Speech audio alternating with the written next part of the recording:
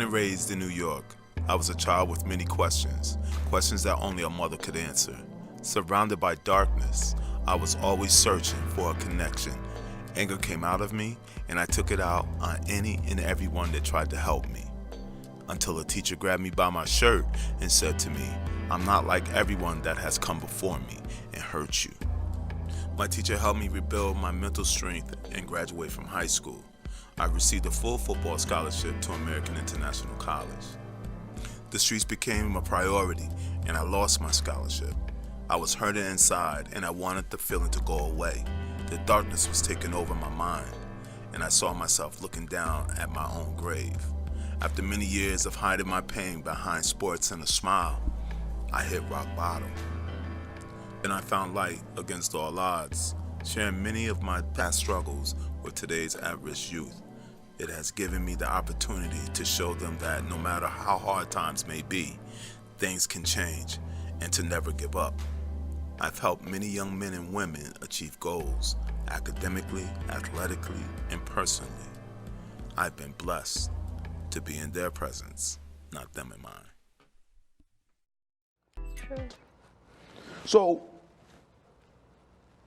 you had a poem that I read that pretty much summarized your life. And I want to ask you some questions about some of the strong words you had in that poem, and ask you to elaborate on that. So let the people feel that, you know what, this hasn't been an easy road for you. So one of the things, when I read your poem, what did you mean when you wrote, "I found myself in the hospital, IVs pumping through my veins. I could hear the doctor speaking and your voice clear in my head. Is my daughter okay?" What is that? Let me know. Let them know. At that time, I was in a bad scenario, if you could say. And I just wanted to give up so bad. And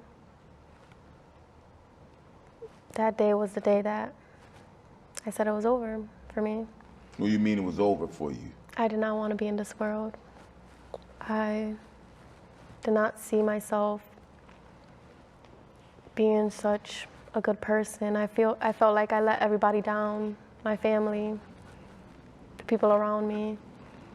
So just all those thoughts in my head kind of consumed me, and I don't know why. There's like this voice in my head that just tells me, give up. You're not set for this world.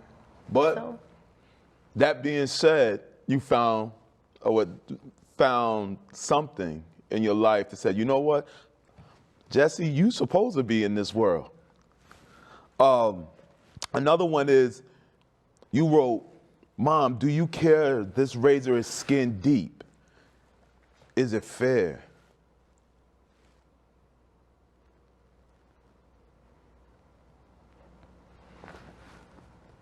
That's where cutting was the only thing that made me feel something. It made me feel pain, and made me feel, I don't know how to explain it. It was just, I wanted to feel some kind of emotion. I felt like I have none. So I took. So the cutting. The cutting was a relief for me. So it was release of that pain. Yeah, but after that, I did not start working. So that's when the thoughts started coming in. All right, that's not helping you. So what's the next step? What's the next step?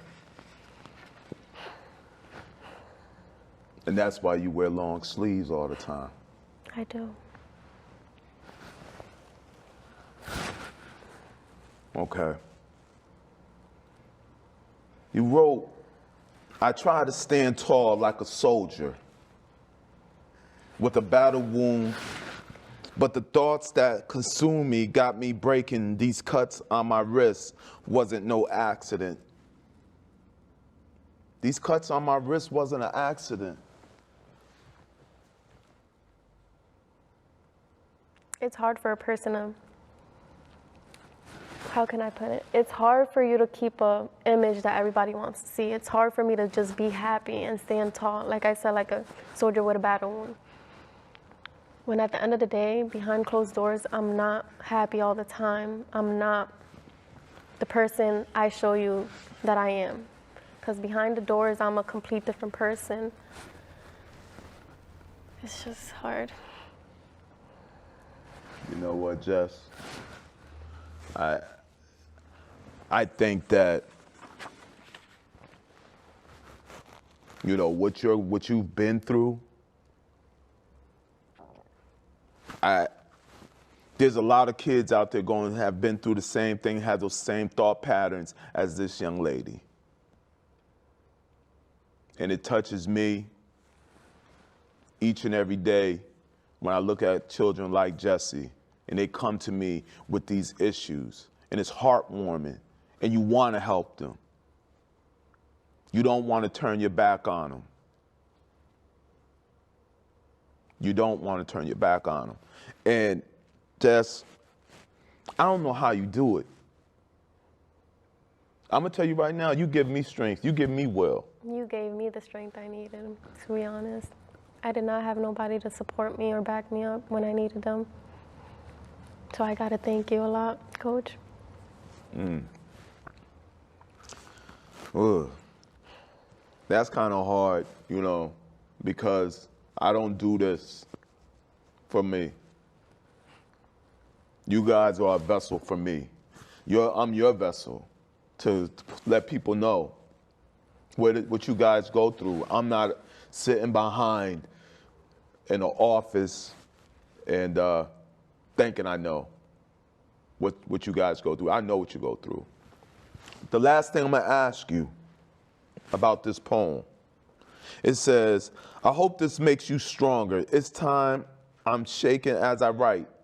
I'm sorry, Mom. Just blame the guy you're with every night. Raping was a nightmare. I couldn't resist, so I say goodbye.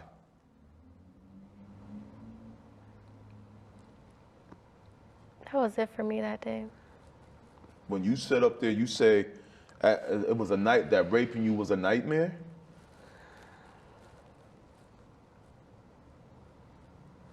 You just want to wake up from that. And it's hard to wake up from it when you went through it on a daily basis. Living under the same roof as your mom, so. You know, let me tell you something. That's strength. I just hope everybody just has the courage to speak up when they need to. That's what I'm talking about. That's what I'm talking about. And I'm just so proud of you right now. So what are your plans for when you get out of school? When you get ready in 5 more months? What's the deal with you? That's what I want to know. That we talked about the other stuff. What's the good stuff to get ready to happen for Jessie? I obviously want to go to college. That's like my main focus. I'm not trying to give up. I'm not. And you're not gonna give up. I'm not. Then I'm gonna push you.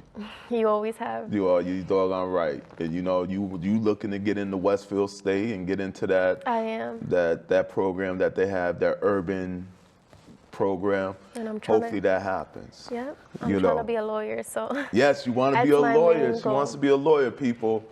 And she's a fighter, so she becomes a lawyer, hire her because she's gonna fight for you because she's a fighter herself. Yes, I am. You know, I want to thank you for coming out here this morning. And I know it wasn't easy for you to open up about your issues. And you just said, you know what, forget this. I don't care who sees it that knows me.